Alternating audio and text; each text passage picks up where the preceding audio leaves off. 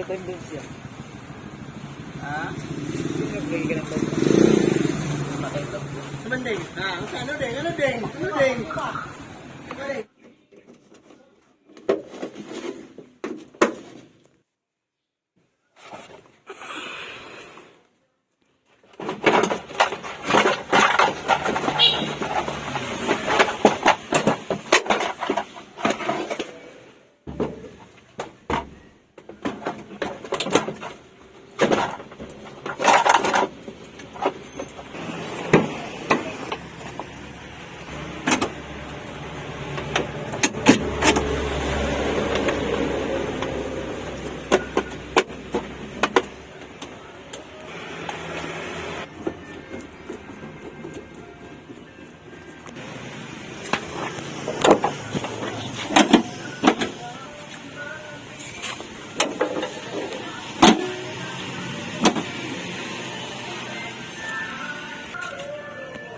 So, good day mga boss, madam. So, apat yung i-prepare natin na unit. So, mag-engine cleaning muna tayo dito. Tapos, maglalagay tayo ng solution. Tapos ito naman pagkatapos nito. So, actually yung dalawa okay na. So, konting-konting details na lang. So, preparation muna dito sa harap ng kulay red. Pagkatapos ng kulay red, harap naman ito. So palipat-lipat lang ako mga boss, madam, para kung ano yung i-check ko sa isang unit, i-check ko din dito.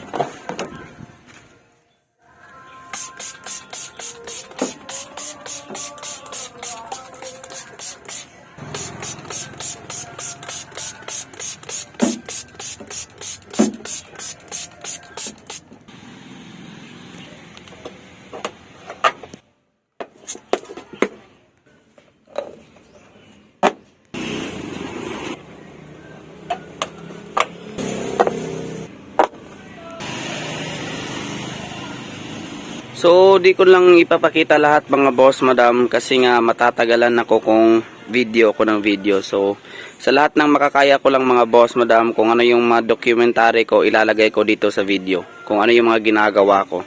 So, apat yung tinabi ko mga boss, para kung ano yung trinabaho sa isa, tatrabahuin na ng lahat, para wala akong makalimutan. Peace.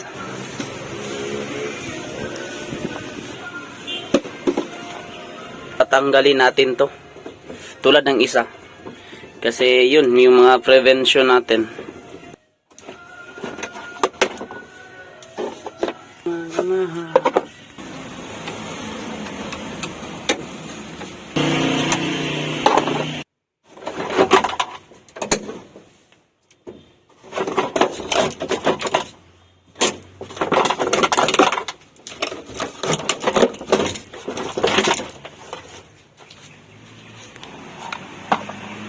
So tulad nito mga boss, hindi nabalik yung rubber. So mainit to sa loob. Yan. So yun yung mga final checking natin mga boss, kasi hindi natin lahat yan ibibigay sa mga pentor, kasi yung pentor is para sa pentor lang, tapos may nakakalimot din sila. Ako nga nakakalimot, sila pa kaya, or lahat ng tao mga boss walang perfecto. So dapat talaga double check. So kung may mga nakalimutan man ako mga boss, pasensya na. Kasi yun, tulad nito, apat yung prepare ko. So, nalilito din. So, yun, nalagay na natin. So, maghahanap tayo ng rubber. So, tapos na, nalagay na natin yung dalawa. So, naghahanap pa ng bolt na ilagay dito sa gilid. So, dalawa. Yan. Actually, mga boss, madam, lahat ng unit is madali lang naman siya. Kaso lang, kumbaga, just take time talaga. Okay lang sana kung isa lang yung i-prepare ko. Tapos, sa sobrang dami na nagtiwala. So, yan. Thank you. Tulad nito, ilalagay pa. Yan. Yun. Ito, bossing. So, itong setup na to, kung mailalagay lahat ng mga upuan, saka dyan sa gitna, wala na. Finish na. Pwede na i-release. Pero, dapat talaga is yan, double check. So tulad nito, bagong bili pa lang, kaso lang sa kanyuto ata may leak ata siya, so na flat, so nilagay namin yung standard lang. Kuha tayo ng bolt. So maraming bolt tayo mga boss, yung 12 na para sa upuan, saka yung sa lift up natin, saka yung sa mga bolt na palaging nawawala, tulad nito yung maliliit na parang sa handlebar. Tapos yung usually talaga nagagamit is itong yung 10mm ata, 8mm ba tawag na to. So nagpatulong na ako ni Boy mga boss madam, kasi nga wala pa akong kain. So yun, gold bolts, peace boy.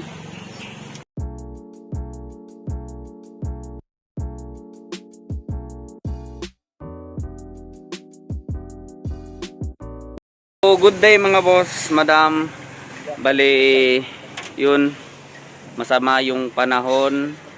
Tapos may isang problema pa is pupunta kami ng National Hospital kasi nga sige to day?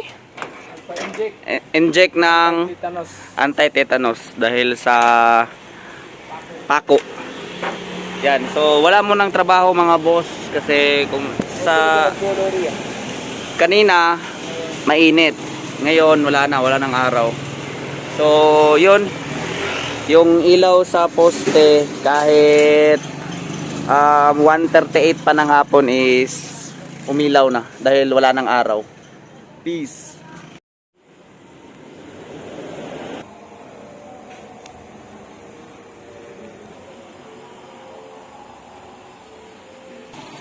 So good day mga boss madam. So inabot na tayo ng gabi sa preparation natin. So yun, final check up na lang. Yung kulang na lang is yun, walang natawag dito, walang park light. Saka dito naman sa likod, wala talagang problema yung paglalagay ng mga lights. Ang problema lang talaga is brand new yung tail light ko. Ang problema sa brand new na tail light mga boss madam is, so yung problema sa brand new na tail light mga boss madam is yun, brand new na nga, di pa nila matama yung lagayan. Yan. So yan mga boss. So yung technique ko dito is gagamitan ito para lumambot yung area, tapos papasukan ko nito.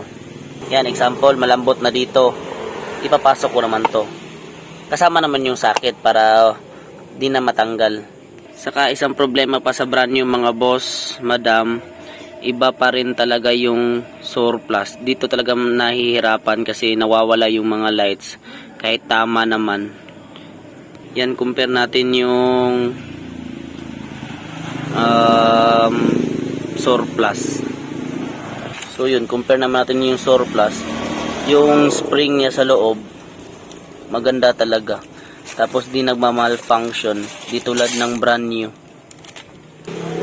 Compare natin yung brand new mga boss. Yan o, pangit ng spring, di tulad ng surplus. Madumi man tingnan yung surplus mga boss, pero panatag pa din ako sa surplus. Yun nga yung worry ko mga boss madam, di lahat ng brand new na parts is kahit brand new pa yan, that surplus yung mga pyesa, mas sa surplus pa rin ako. Pero may surplus talaga na need na papalitan ng parts kasi nga walang mabibili na surplus. So magbabrand new talaga tayo. Tulad dito mga boss madam, nahihirapan talaga ako kasi nga yung wiring ng original dito, yung original sa Japan is nagkabaliktad-baliktad.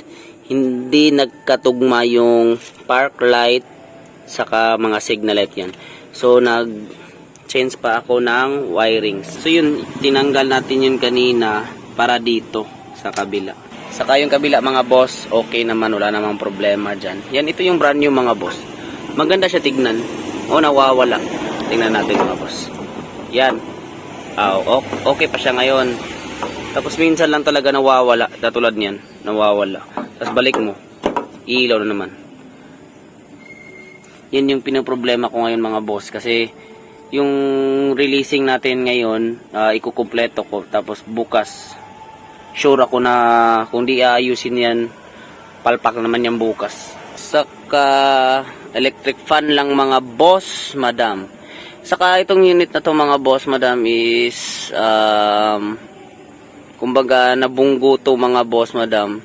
Tapos pinatawad lang kasi nga matanda na yung nakabunggo. So walang problema, sabi naman ng kapatid ko is okay lang yan. Wag mo nang alalahanin, may pintor kami sa bahay. So yun, okay na. So shout out sa electric fan ko, malakas yung ikot pero di masyadong malamig. So yun, ganito kadumi mga boss. Madumi.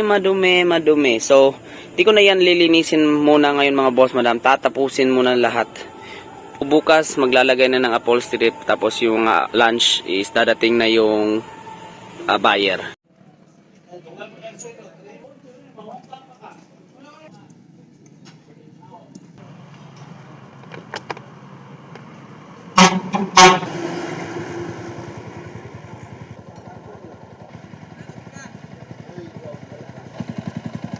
So, good day mga boss, madam. So, kakatapos lang namin kumain. Yun, nagkain kami sa 24 hours na tapsilugan mga boss. So, yung gagawin na lang bukas is mag-sticker. Tapos, ilalagay na yung upholstery.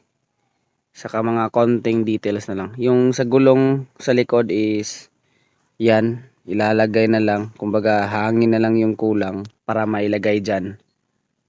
So, yun. Far naman sa takbo ngayon. Nagwashing ako kanina. Pero, yung washing is, yun, spray lang. Tapos, yung tig 5 na spray din sa shampoo. So, yun. So, bukas na lang yung final wash niya para press ko din pagdating sa buyer. So, yun lang mga boss, madam. So, kasi nga is pagod din ako. Malapit na mag 3 AM ng umaga. Natapos ko din.